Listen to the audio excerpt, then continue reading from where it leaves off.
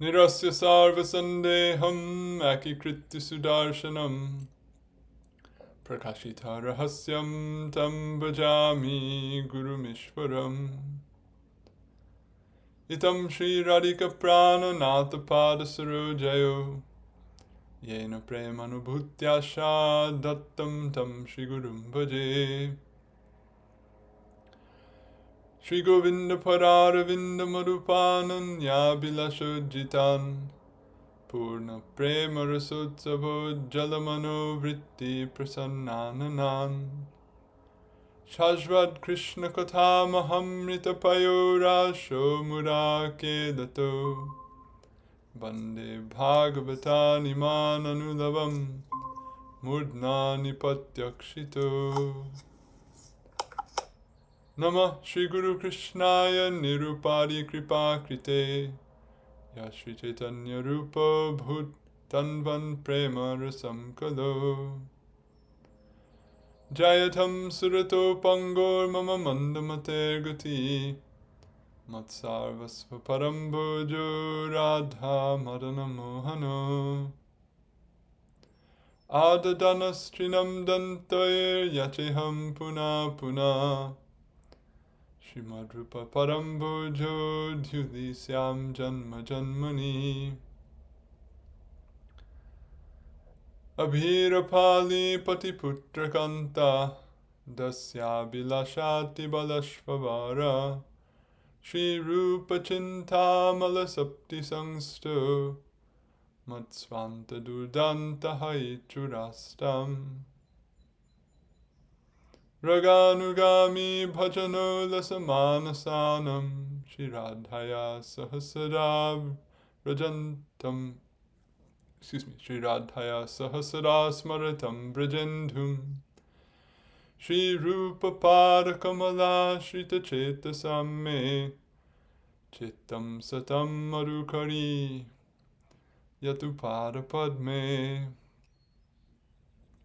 Bhaktir Yanikilarta Varga Jananiya Brahma Sakshat Kriter Anandatishaya Prada Vishaya Jat Sukyat Vimuktir Yaya Shri Radha Ramanam Padam Bhaja Yugam Yasya Mahanashrayo Ya Karya Vrajalokavat Gurutara Premnaiva Tasyai Namah Yaram Yanikilagha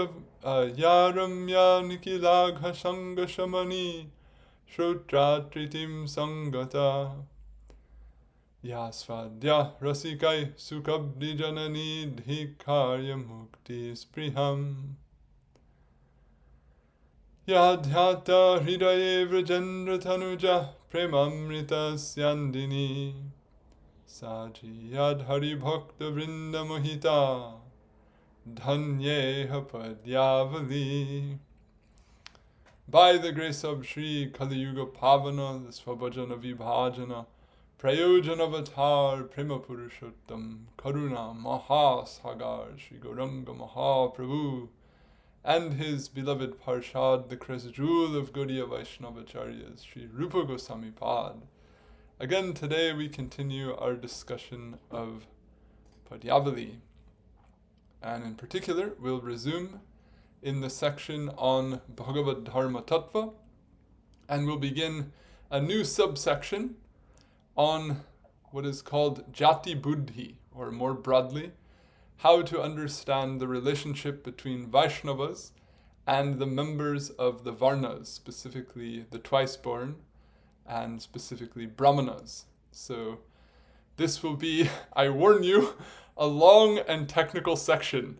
I didn't initially plan to go into this much detail on this particular topic, but as I tried to address the topic, then more and more points came into play, and it ended up getting a bit elaborate and long. So if anyone is not up for a lot of technical detail related to these subjects, then they may not be the biggest fans of the coming discussions. But for those who find this subject matter significant, or who want to probe into the details of how Sri Rupa Goswami, Sri Sanatana Gosvami, Sri Jiva Gosvami, Śrī Viṣṇu Pāda, Sri Śrī Pāda, and other earlier writers have addressed this subject matter, then they may find some interesting discussion here, because we're going to get into some nitty-gritty and look at many very points that boil down to avas and apis and very precise readings of passages in Sanskrit commentaries. And what this all deals with is how ultimately we can practice Mahaprabhu's verse Trinadupi Sunichena, one of the principles within which is manada, or being respectful to others. So how we can give due respect to everyone according to the respect that they're due. This will be the ultimate framework or the ultimate application of all of this discussion. So how are Vaiṣṇavas to be respected? How are they to be understood so that they are duly respected? And at the same time, how are the members of the Varnashrama society meant to be respected? How are those who receive the Upanayan Samskar and become what is called twice born, as we'll discuss, how are they meant to be respected? And what do the scriptures mean when they talk about Vaishnavas having the status of the twice born? And what are the practical applications of that? And how much is the Upanayan Samskar and the various other features of the path of karma pertinent to Vaishnava sadhana, and how are they meant to be integrated or not into the sadhana of those who practice or who aspire to follow the path of Uttama Bhakti, the path of sadhana bhakti taught by Sri Rupa Gosvami and his team, if you will. So all of these topics will come out in the course of our discussion. So that's a bit of a preview, and this will probably go on for a number of classes.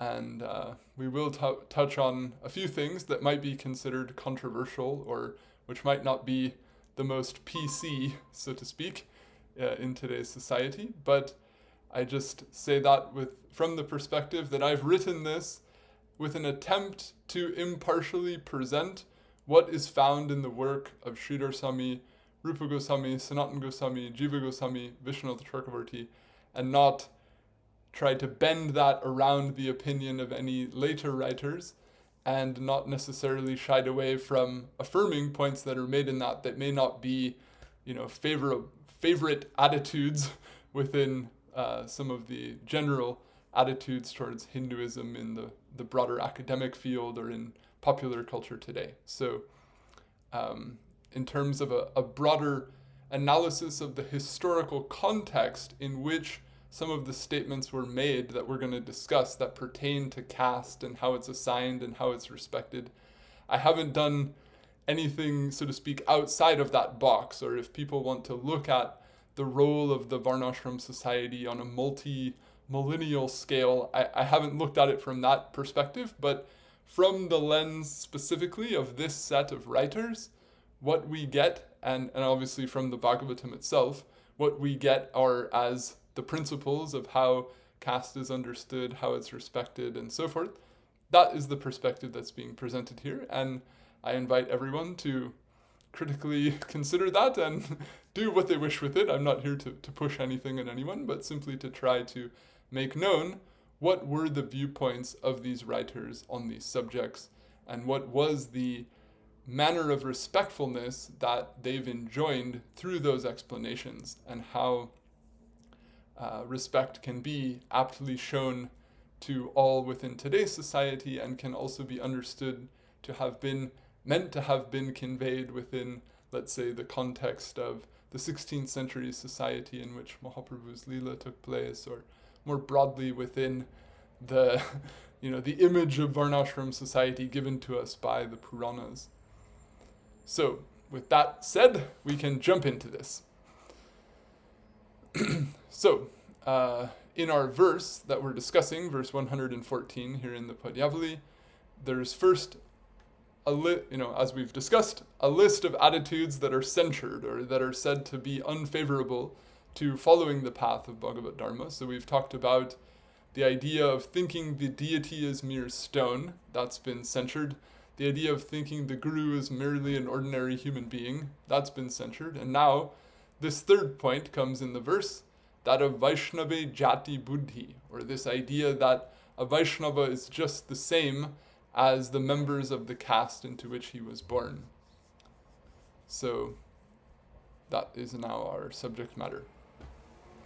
Next, in his illumination of the attitudes required to aptly follow Bhagavad-dharma, the author of the verse under discussion censures, quote, the notion of a caste in relation to a Vaishnava, or Vaiṣṇave jāti buddhiḥ, which the commentator explains as the attitude, quote, this Vaishnava, who has accepted Viṣṇu mantra diksha, is now engaged in worship of Viṣṇu, was previously of a low caste.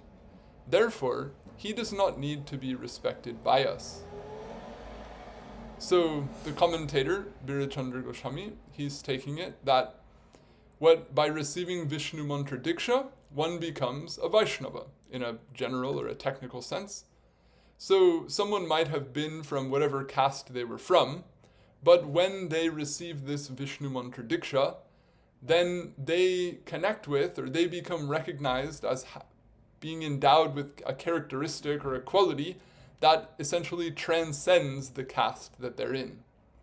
So if someone thinks, oh yes, this person received this diksha, but they're still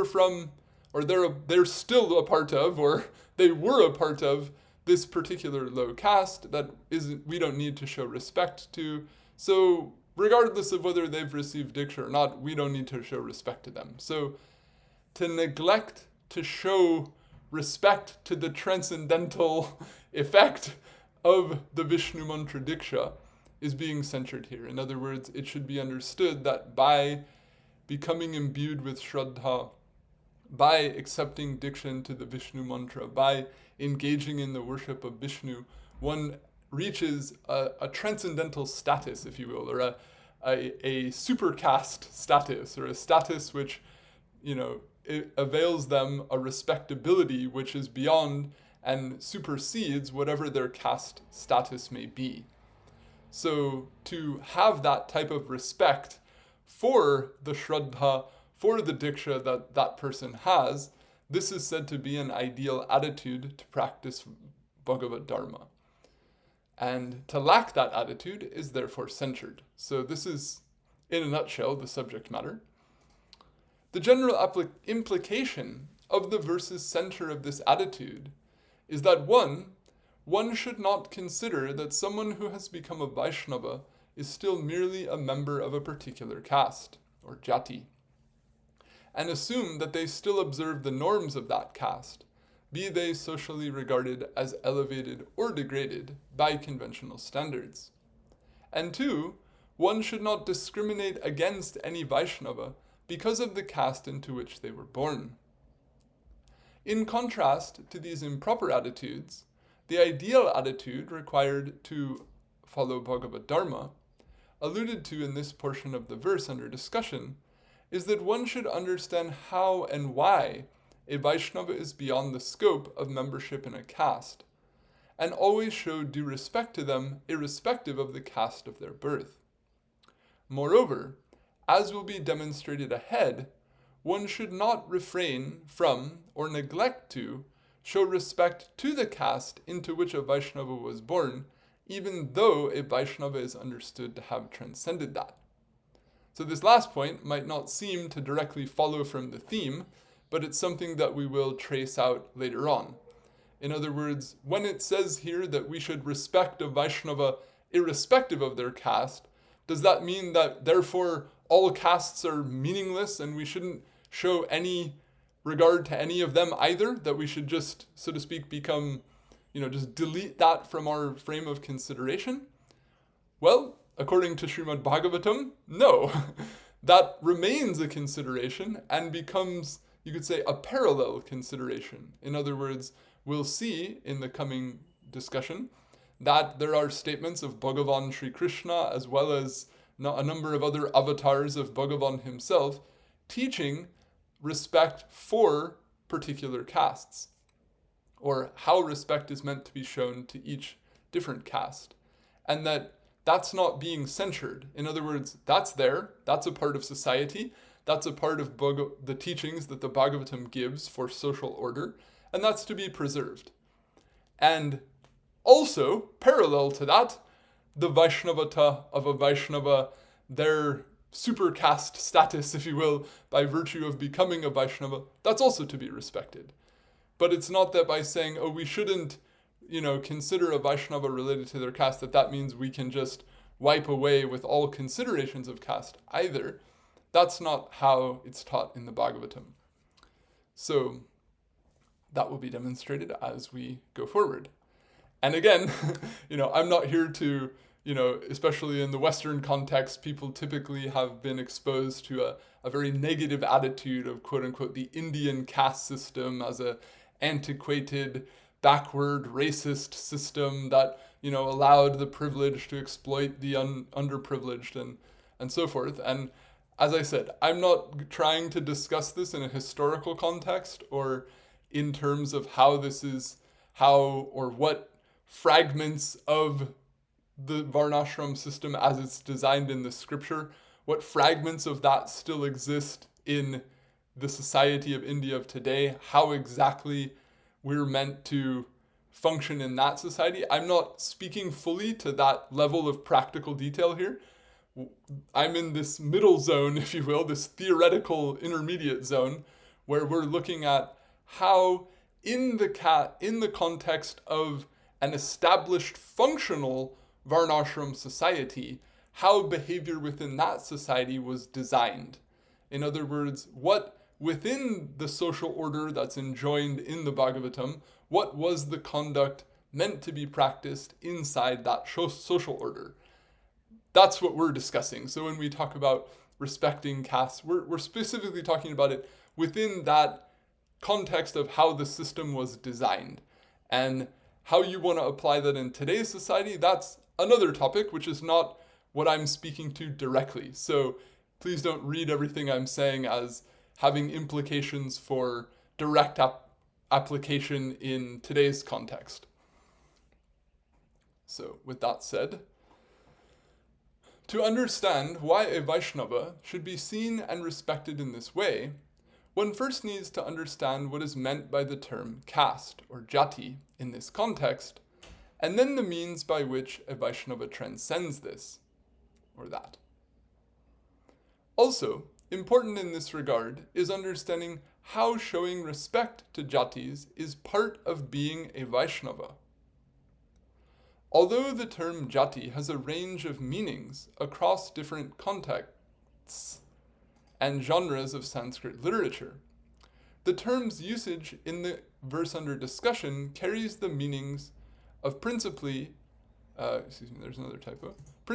of birth and caste.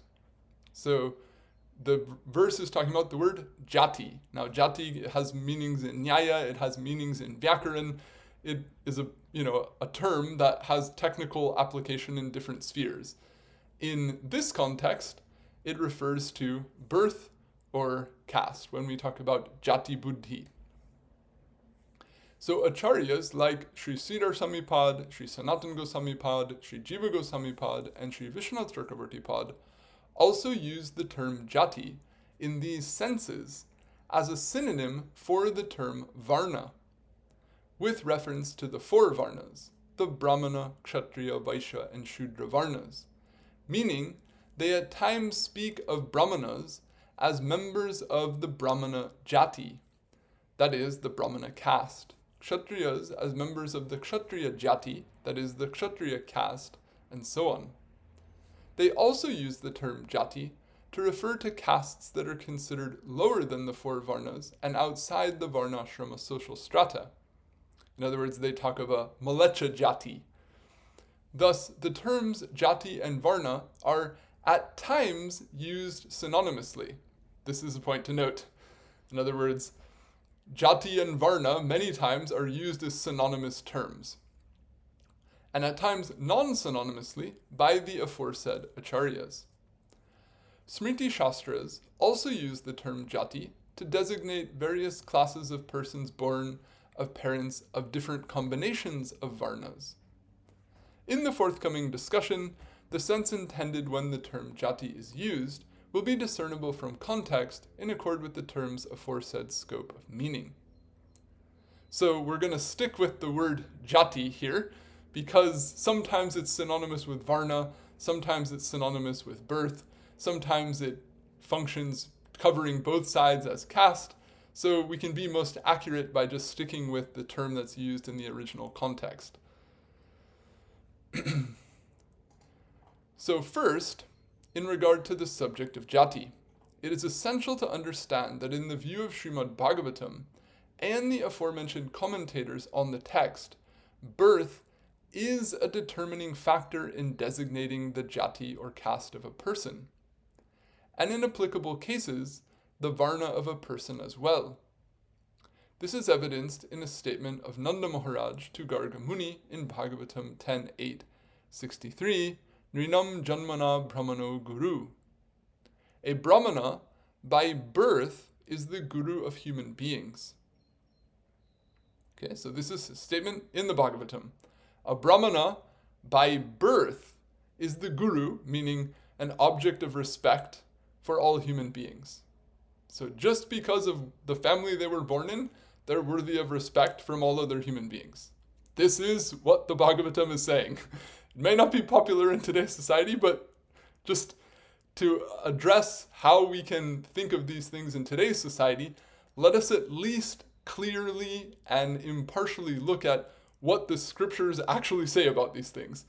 I find that, not to jump into modern debates about the caste system and all of that, but typically people who get opinionated about that, they've never clearly studied and understood what the actual ways that our acharyas designed or explained this thing to mean from the statements in the scriptures. So if you want to form an opinion, if you want to agree, if you want to disagree, that's all totally fine.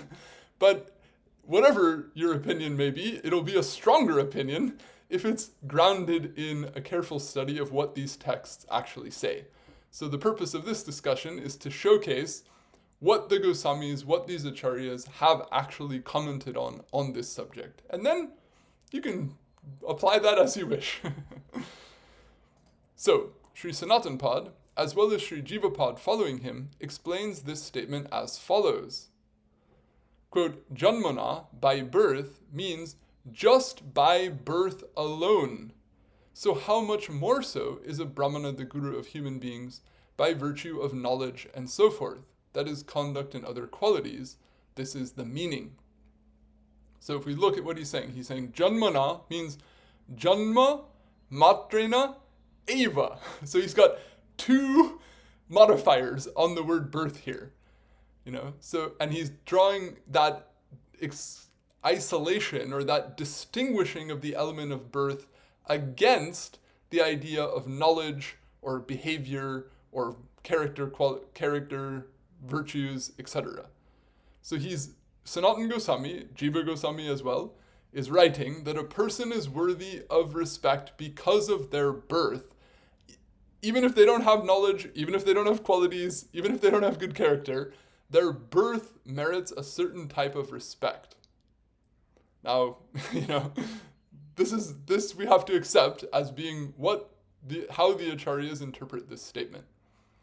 So they take it in what's called here kaimutya nyaya. Since a brahmana is by birth worthy of respect, then on top of that, when they're educated, when they're of good character, when they perform virtuous deeds, then how much more worthy of respect are they? This is the sense. The implications of this verse and the aforecited comment are that a person can be determined to be of the Brahmana jāti simply by their birth in a family of Brahmanas. Yet, their birth, along with their qualities, knowledge, and conduct, are contributing factors in determining the degree to which the person is worthy of respect. So, do we have to respect everyone equally? No, we'll give a gradation of respect according to how much respectability they have. But is there a token or is there a fundamental degree of respect that's ought to be shown only because of the quality of birth, even if the other qualities are absent? Yes, That is the viewpoint given here. A broader implication is that membership and respectability are also determined in the same way in the case of other jātis. So he's talking about Brāhmaṇas here, but the idea is that the caste that you're in is determined by your birth. That applies to all castes. Bhagavan Sri Krishna himself also states this view in his advice to the Brahmana Shrutadev in Srimad Bhagavatam 10.86.53. So here you go, caste assigned by birth, taught by none other than Bhagavan Sri Krishna. Brahmano brahmana shreyan sarvesham praninam miha tapasa vidyaya tushtya kimu matkalaya yutaha. A brahmana by birth is the best of all living beings here, and all the more so is superior to others when endowed with austerity, learning, contentment, and worship of me. So again, the same a fortiori reasoning or kaimutya nyaya is applied. The brahmana is worthy of respect by birth, or they're considered here better or superior to others just because of the birth that they have. And then on top of that, if they have further respectable qualities and merits, then they're all the more wonderful, or they're all the more exalted. So Sanatana Gosvami, he comments on this as follows. I won't read the Sanskrit for this whole thing, except that the very first phrase, you see, he says, Janmana jāti matrena eva. So, here he's using the word jāti as synonymous with birth, or as a way of glossing the word birth. And again, he's using the double exclusive qualification of matra and eva to indicate that when it says that they're by birth the best, that means just by that alone, not assuming that that implies anything else along with it. But even without anything else along with it, that itself shows that they're worthy of a special degree of respect. And then these other things are additional. So he says, among all living beings here, that is, on earth, or throughout the three worlds, a brahmana is the best, quote, by birth, that is, by birth alone. In that regard, furthermore, what need is there to say that he is the best by virtue of austerity and so on? And further in that regard, that he is the best by virtue of worship of me. This is the meaning. That is, since a brahmana is to be respected as the best of living beings just by virtue of his birth in a brahmana family, then it goes without saying that such a brahmana is all the more worthy of respect when, in addition to being born in a family of brahmanas, he is endowed with austerity, learning, contentment, and bhakti to Bhagavan. Austerity refers to personal duties, or swadharma, that is, observance of the duties of one's varna and ashrama. Learning refers to study of shastra. Contentment refers to satisfaction in accord with attainment, that is, being satisfied with whatever comes, or peace. Worship refers to bhakti. Superiority among these is as subsequent. Now here's also a very important point. This little point at the end is also very noteworthy. Superiority among these is as subsequent. So what does that mean? These reasons for a brahmana's respectability are listed in order proceeding from lesser to greater, meaning each successive reason is an indicator of even greater respectability than the last, and thus birth is the least significant reason for a brahmana's respectability, and bhakti to Bhagavan is the most significant reason. So, while we're not here to drum up the idea, or make a big deal out of the idea that a brahmana is worthy of respect by birth and a brahmana by birth, that is a point that we're going to demonstrate from these texts. But also, right alongside with that, we have Sanatana Gosvami saying that, okay, they're regarded as respectable or superior by birth. But knowledge, education, character, bhakti, these are far more significant things, or the respectability that is to be shown in accord with these other things is greater and more important. So he's not simply saying that birth is all in all, or that birth is supremely important. Not at all. He's saying it's the least important, but it is important, or it is a factor, but it's by far not the only factor, it's the least of the factors.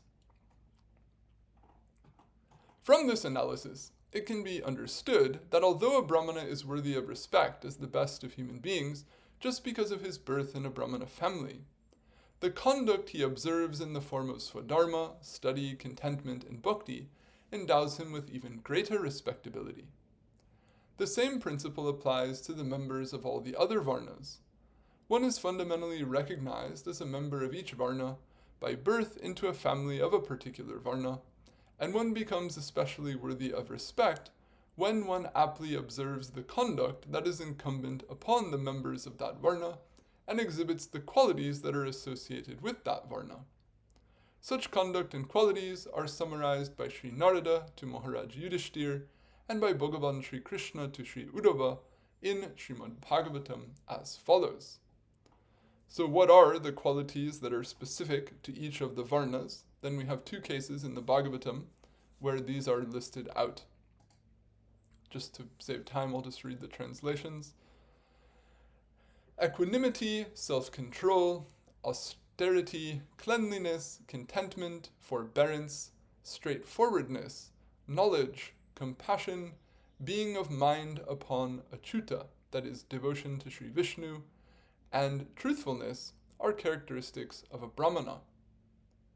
Valor, influence, resolve, might, charitability, control of the mind, tolerance, brahmanyata, or being supportive of brahmanas, clarity, or ultimately kindness, and truthfulness are the characteristics of a kshatriya.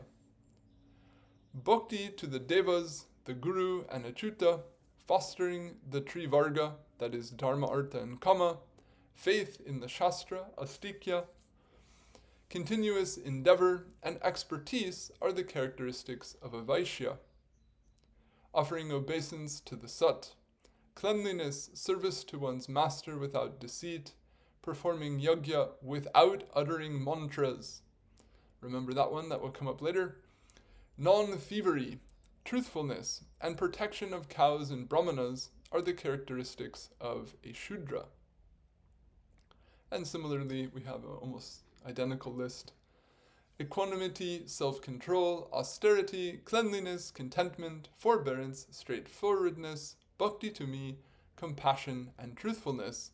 These are the characteristics of brahmanas. Might, vigor, resolve, valor, tolerance, munificence, endeavor, steadiness, brahmanya, and dominion. These are the characteristics of kshatriyas. Faith in the shastra, charitability, non-deceitfulness, meaning honesty, service to brahmanas, and non-satiation with increases of wealth. These are the characteristics of vaishyas.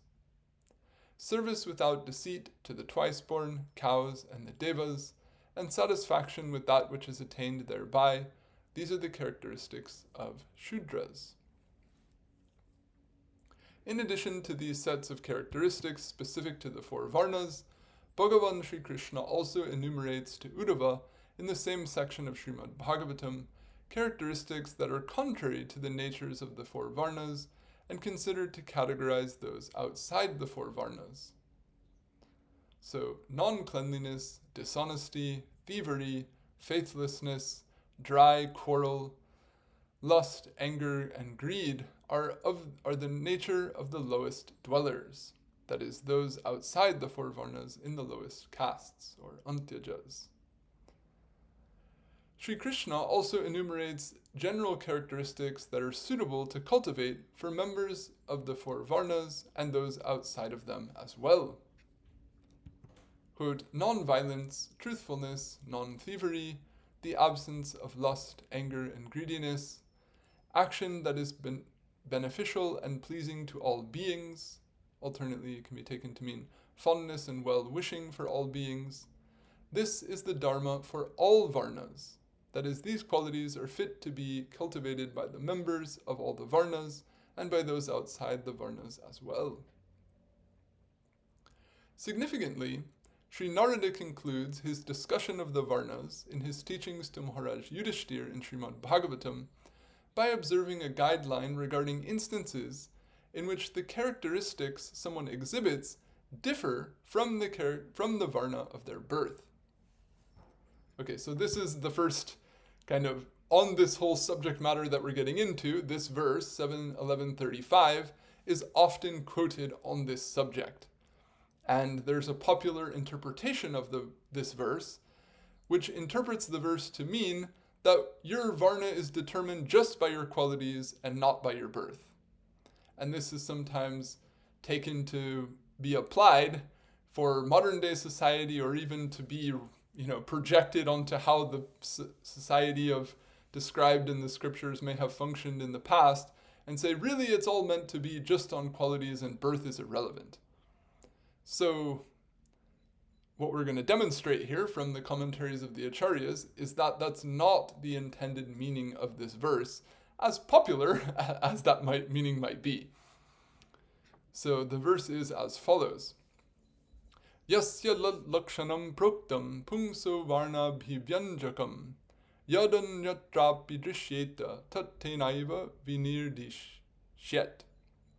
If a characteristic which is said to be an indicator of a person's varna should be observed even elsewhere, that is, even in a person born in a different varna, one should designate him, that is, the person in whom the characteristic was observed, specifically with that is, with the varna of the characteristic which was observed.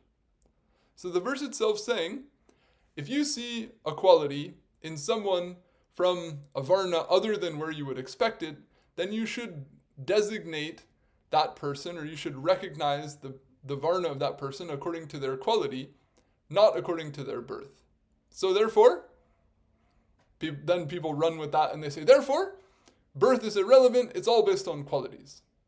So is that what Narada is trying to say?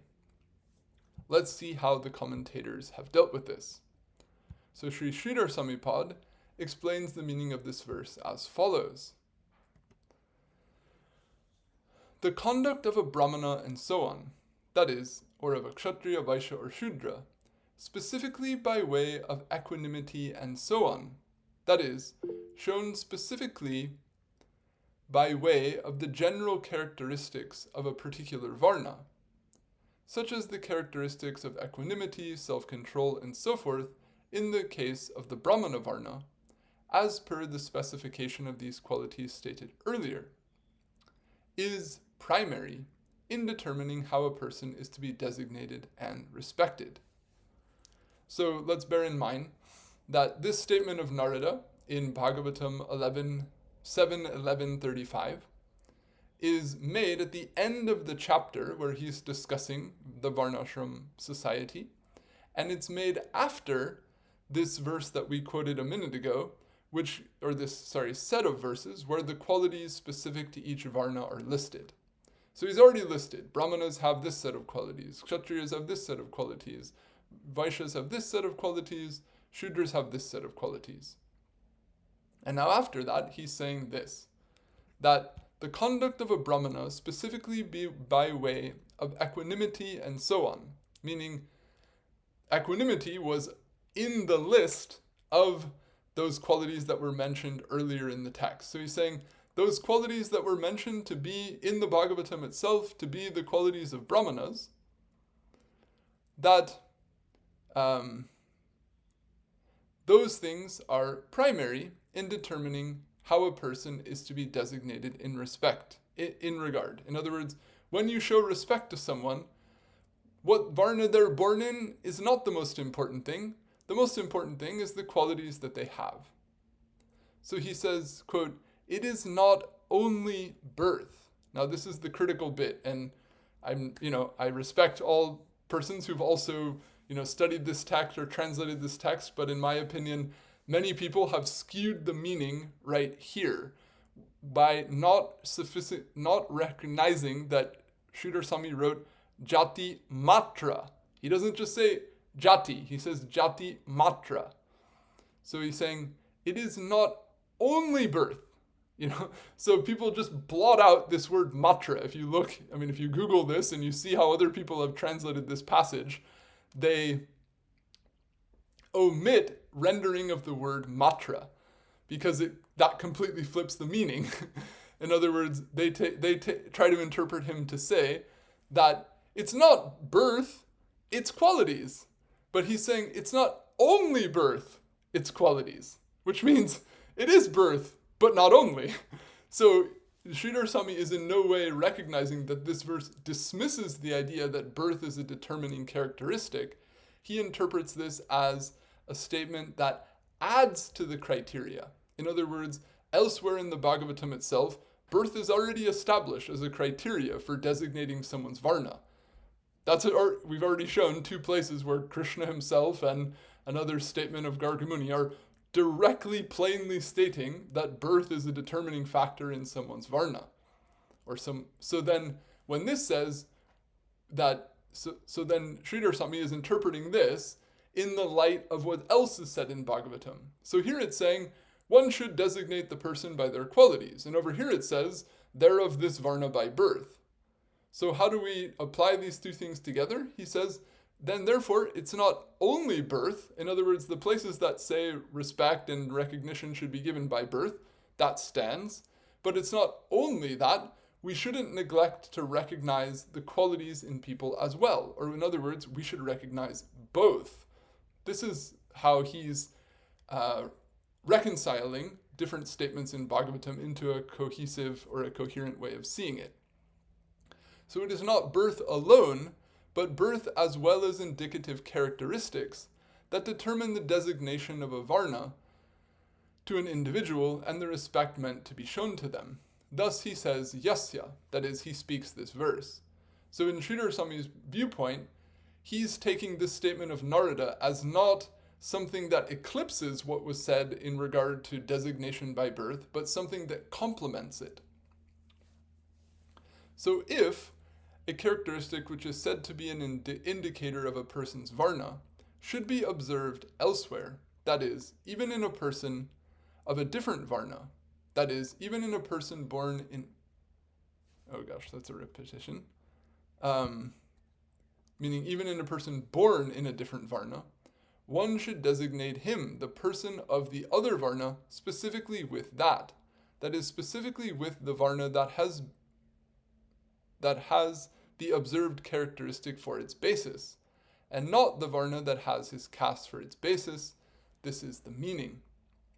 So if you see a quality in someone, and that quality is associated with a varna different than the varna of the person's birth, you should still respect that quality in that person. You should never ignore the quality just because it's found in a person who you wouldn't expect that quality to be there. So he's not saying that birth is irrelevant, but he's saying that birth is a factor, and when qualities are also found that go against the general designation of the person's varna, that should be acknowledged too. So this will be demonstrated as we look further. Here, it is noteworthy that although this verse, 7:11:35, simply says that the varna of a person should be designated by the nature of the characteristics observed in them, Sri Samipad clarifies in this commentary that the intention of Sri Narada in this verse is not to imply that observed characteristics are the sole factor in determining someone's varna, since this would contradict statements elsewhere in Srimad Bhagavatam, such as those cited earlier, and others that will be cited ahead, that state that birth is also a factor in determining a person's varna. Sri Samipad thus explains that Sri Narada's intent in this verse is to teach that it is not birth alone, na jāti matrat, rather both birth and observed qualities that are Sridhar Swami explains that Sri Narada's intent in this verse is to teach that it is not birth alone, but rather both birth and observed qualities that are factors in determining a person's varna. Moreover, Sri Samipad adds, among these 2 factors, observed qualities are the primary factor, thus implying that birth is a relevant yet secondary factor. Sri Chakravarti Pad also states the same conclusion elsewhere in his commentary on Srimad Bhagavatam. So a little later in the 7th canto, he says this phrase, Swasya bhavena natu kevalam janmanaiva brahmanadi jatitvam vihitam. Being of the Brahmana jati or caste, or another caste, is determined by one's disposition, and not rather just by birth alone. So he says, kevalam janmana eva.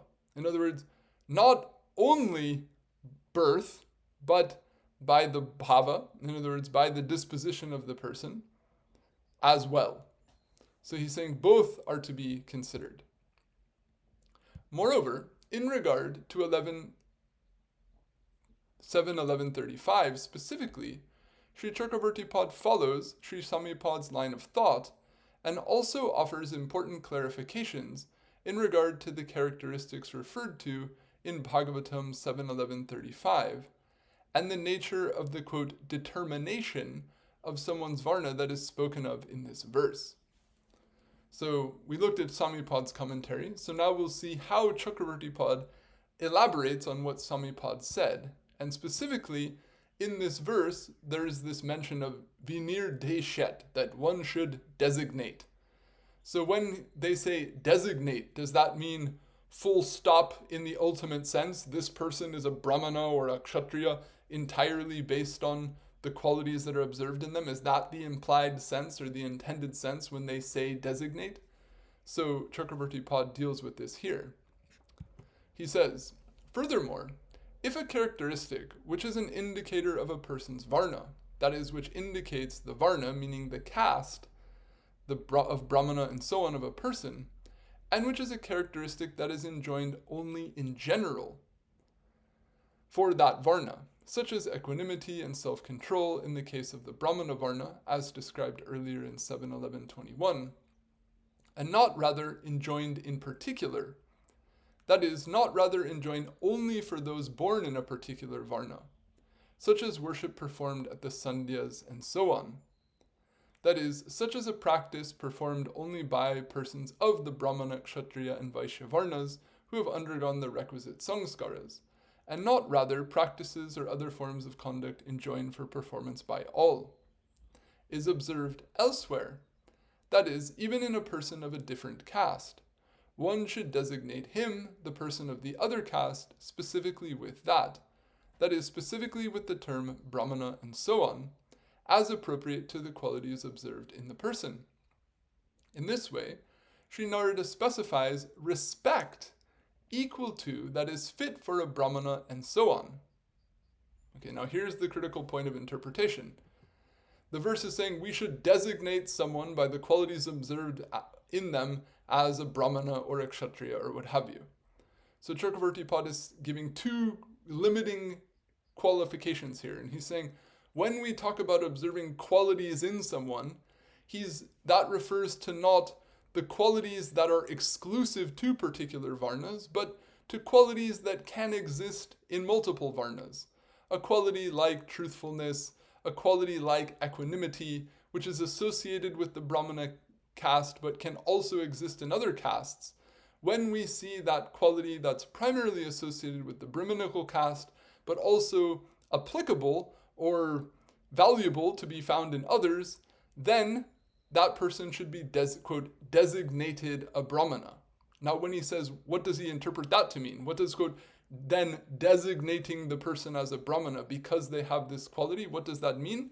He says, Narada specifies respect equal to or fit for a brahmana.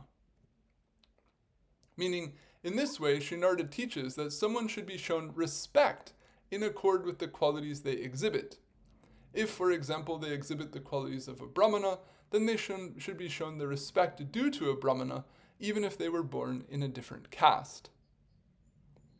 So, what he's saying here is then that this idea of designation doesn't refer to the literal sense or the ultimate sense that this person is of Varna A or Varna B. He's saying that it's designation in the terms of how we will treat the person in a practical exchange. So essentially what's being said is, regardless of wherever someone is born in, they should be respected for the qualities that they have. But the respect that's shown to those qualities isn't equivalent to the respect that's shown to a person in terms of the overall varna that they possess. He's not trying to say that that person will now be treated as a brahmana in every respect. He's saying that because they have these qualities, then respect equal to, or respect that's like the respect we show to brahmanas, should be shown to them too. So in other words, it's trying to sustain the social divisions created by birth, but at the same time to foster respect for the qualities that exist among people. In other words, it's trying to enrich society with an attitude of mutual respect and recognition of qualities while sustaining the hierarchy and sustaining the divisions that are established by birth. So he goes on, and it is not that the statement in Bhagavad Gita 3:35, quote, the dharma of another, or paradharma, is dreadful, meaning a cause of suffering for oneself, should be stated in this regard. So someone might object to that and saying, doing another's dharma, or doing the dharma of a varna other than your own, that leads to detriment or harm for people. People should just do the dharma of their own varna. They shouldn't have these qualities from other varnas. And the Gita says it. So he's raising that and saying someone might object and quote this part of the Gita. But actually that doesn't apply here. Why not? He says, it is not that this statement should be stated in this regard. That is, it is not that someone who exhibits the general qualities enjoined for a varna other than the varna of their birth is certain to undergo hardship because of that, because of the non-existence of equanimity, self-control, and the like, that is, and other such qualities, other general qualities enjoined for the Brahmana Varna, being, quote, the dharma of another. That is, being instances of someone adhering to the dharma of another, since such qualities are applicable and beneficial for all, and are not the cause of hardship for anyone. This is the purport. So he's specifying that these qualities that are being respected in someone are not qualities that are going to lead to anybody's detriment, their own or another's. So there isn't a problem when these, you can say universally beneficial qualities are found in them. Rather, it's good that they have the qualities, and it's necessary to respect the presence of those qualities. So, first in this commentary, it should be observed that Sri Chakravartipad states that the only characteristics indicative of a person's varna being spoken of in 7.11.35 are the general characteristics of particular varnas that are also suitable for those in other varnas, and not rather the specific characteristics of a particular varna that only members of that varna are meant to practice or cultivate. Second, he construes the act of, quote, designation of a person's varna mentioned in the verse as referring specifically to offerings of respect. The implication of this is that the designation spoken of here is not a functional designation in which someone who receives it would then be expected, instructed, or accepted to literally engage in all of the conduct that is not specified for the varna of their birth, but to the varna of the general characteristics that are observable in them. For example, if a person not born in the Brahmana caste were to exhibit general qualities like equanimity and self-control, qualities that are associated with the Brahmana varna, but are also suitable for those in other varnas, then the proper application of the import of the verse is that these qualities should be observed in this person, and accordingly the person should be given the respect due to those qualities. That is, they should be given the general respect due to a Brahmana. But it is not the intent of this verse, 7.11.35, to imply that this person ought to also be given the upbringing, education, and occupation of a Brahmana, rather than those meant for the varna of their birth. Okay, so let me just read one more paragraph here because I have a point that another commentator makes on this same verse. So Sri Ganga Sahaya affirms this in his Rasika-rangada-tika on the same verse in the Bhagavatam. He explains that, quote, one should designate means one should treat. The import being that Sri Narada is teaching that one should designate a person who exhibits general qualities that are characteristic of a varna different from that of their birth to have the varna of the qualities they exhibit, means that one should treat or behave with the person in accord with the qualities they exhibit, insofar as one should respect someone who exhibits the qualities of a Brahmana, like a Brahmana, and not neglect to do so just because the person was not born in a Brahmana family. The commentator also adds, however, that the import of this statement of Sri Narada is not that a person born in a non-Brahmana family who exhibits general characteristics of a Brahmana should engage in rites at the sandhyas, recitation of the Veda, and other activities enjoined specifically for Brahmanas, or that they should be considered eligible for charity and the like as Brahmanas are, because this would be contrary to established etiquette. In this way, it can be further affirmed that the intent of 7.11.35 is to simply provide an injunction to respect the respectable qualities in people of all varnas, irrespective of the varna of their birth. It is not the verse's intent to provide a guideline for how people's practical occupational duties and codes of conduct are to be assigned to them or practiced by them. In essence, the teaching of Srimad Bhagavatam 7.11.35 and the other verses on the subject of varnas in Srimad Bhagavatam, as per the analysis of the commentators, is that everything worthy of respect, that is, respectable castes and respectable characteristics, be they auspicious qualities, conduct, knowledge, or what have you, are to be shown due respect. Nothing worthy of respect is to be denied the respect that it is due. Thus, even if someone is not born in a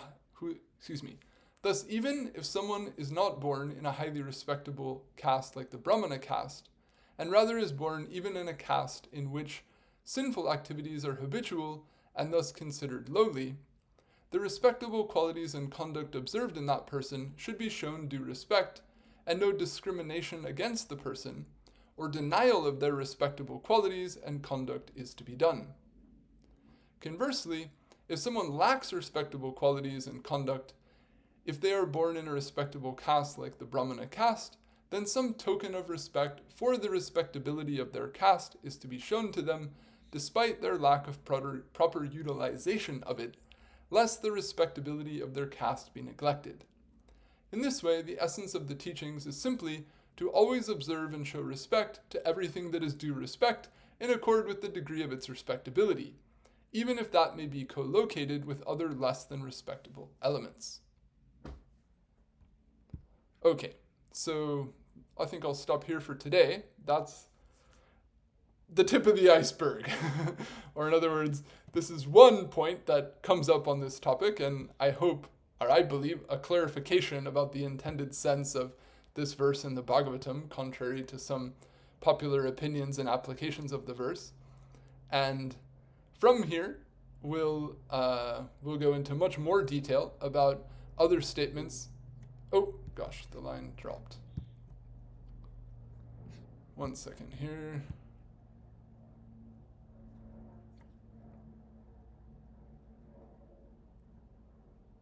Go, go, go.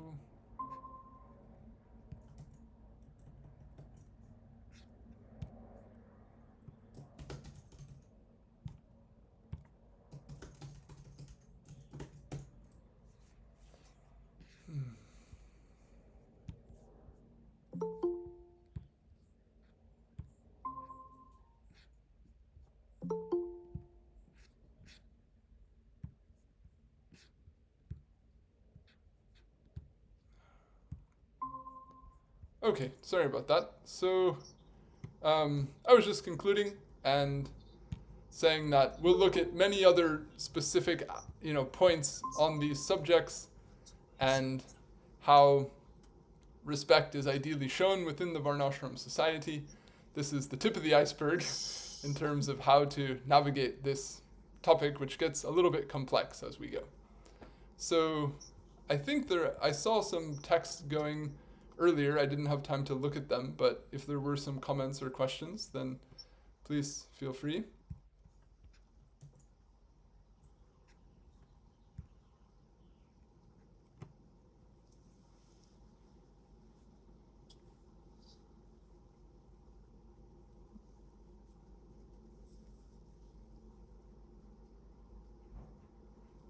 Vidya, I think your mic is open. Or are you trying to say something? Oh no, sorry. Oh, okay.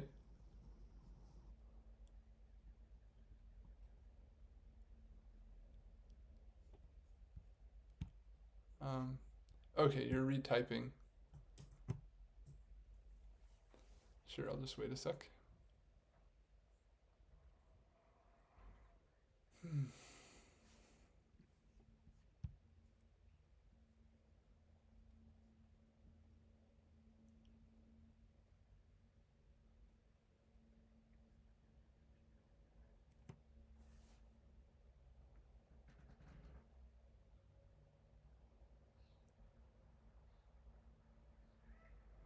Okay, if a Brahmana can lose their caste, and what are the implications of that?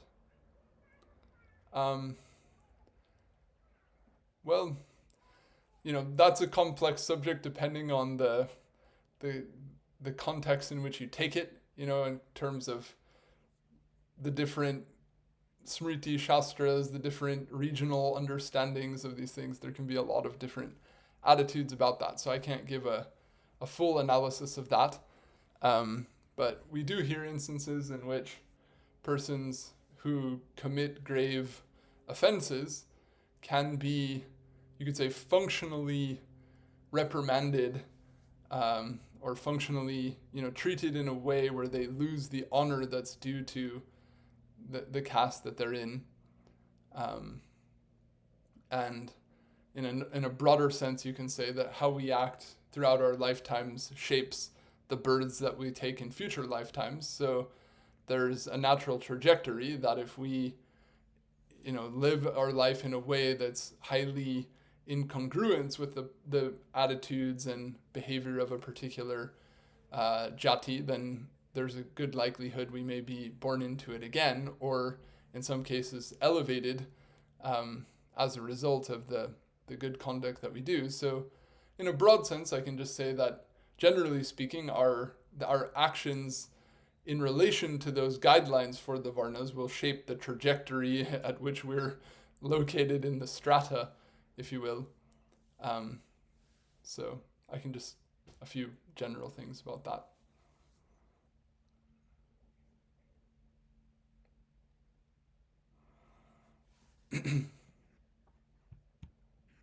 All right, well, I think we can leave it here for today. As I said, this is not a highly relishable or rich sort of subject matter. It's quite a technical subject matter, but it is something that leads to an understanding of how the Leela of Krishna also took place. In other words, if we think about this also in the perspective of how we can appreciate what were the attitudes of the participants in Krishna's Leela, and for those who may do varieties of meditation related to Krishna's Leela, having some sense of the worldview and you might call the solidity that's created by a social structure that has that type of permanence within it.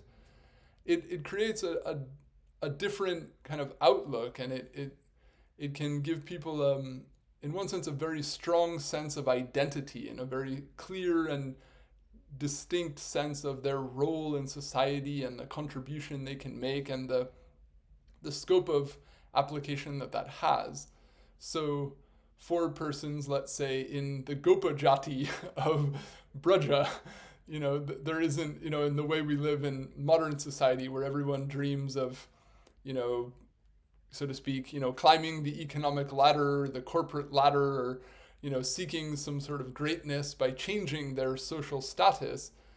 In, that context, there's people that are entirely content in the role that they have, and life is seen, or the beauty and the perfection of life is seen in fulfilling that role in the most endearing and beautiful way, more so than trying to go beyond it or trying to get out of it, so to speak. So that sort of deeper level of acceptance, so to speak, of one's role in society and a clearly defined sense of one's relations towards other members in society, that's something that is very different than the modern society we live in today, especially, in outside of India or in a place like the United States or Europe or places like that. So that can, also be, we can take this maybe in the background as some byproduct of this discussion. But as far as, its immediate application, we're just looking at, how we can understand how this social system was set up and what were its parameters and so forth. So we'll go further into this as the discussion unfolds. Vaiṣṇavebhyo Namo Namah. Jai Shri Guru, Jai Shri Gaur, Jai Jai Radhe Shyam. Jai Radhe.